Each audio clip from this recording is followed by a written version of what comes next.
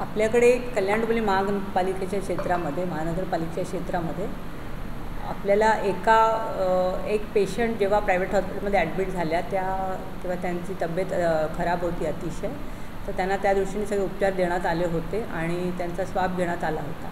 पण त्यांचा मृत्यू ज्या दिवशी ॲडमिट झाला त्या दिवशी रात्री झाला आणि त्याच्यानंतर दुसऱ्या दिवशी त्यांचा रिपोर्ट आपल्याला लॅबमधून मिळाला होता. तेव्हा आपल्याला कळलं होतं की त्या कोविड पॉझिटिव्ह आहेत.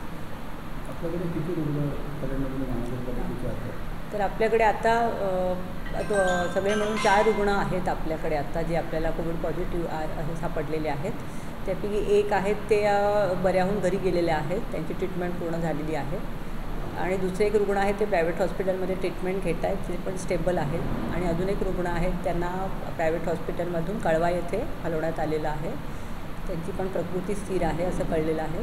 आणि एका महिलेचा मृत्यू झालेला आहे, ज्यांचा रिपोर्ट मृत्यू झाल्याचा दुसऱ्या दिवशी आपल्याला मिळाला. आपण महानगरपालिकेची काय तयारी केली आहे?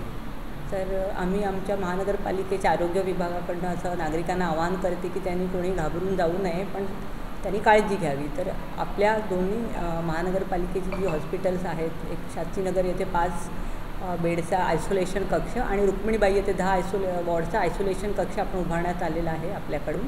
आणि तिथे ऑक्सिजनची आणि औषधांची सुविधा केलेली आहे. त्याचप्रमाणे आपल्या इथे जी RT-PCR जी लॅब आहे ती आपण कार्यान्वित केलेली आहे आजपासूनच. आणि आपल्या या दोन्ही रुग्णालयांमध्ये कोविड स्वाब जो घेतला जातो टेस्ट करण्यासाठी त्याची पण सुविधा उपलब्ध करण्यात आलेली आहे.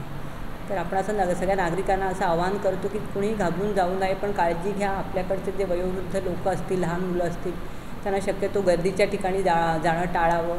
ज्यांना काही ताप खोकला वगैरे असा आजार असेल त्यांनी पण गर्दीच्या ठिकाणी जाणं टाळा आणि मास्कचा वापर करावा. आपले हात वारंवार धुवावेत, स्वच्छ ठेवावेत. तसंच आपण शिंकताना आपलं नाकासमोर तोंडासमोर रुमाल धरावा. आणि ज्यांना काही श्वसनाचा वगैरे त्रास असेल, काही असं वाटलं काही सदृश्य लक्षणं आढळून आली तर त्यांनी जरूर महानगरपालिकेच्या रुग्णालयात घेऊन आपल्या डॉक्टरांचा सल्ला घ्यावा. त्यांच्या सल्ल्यानुसार टेस्ट करून घ्यावी आणि औषधोपचार करावे.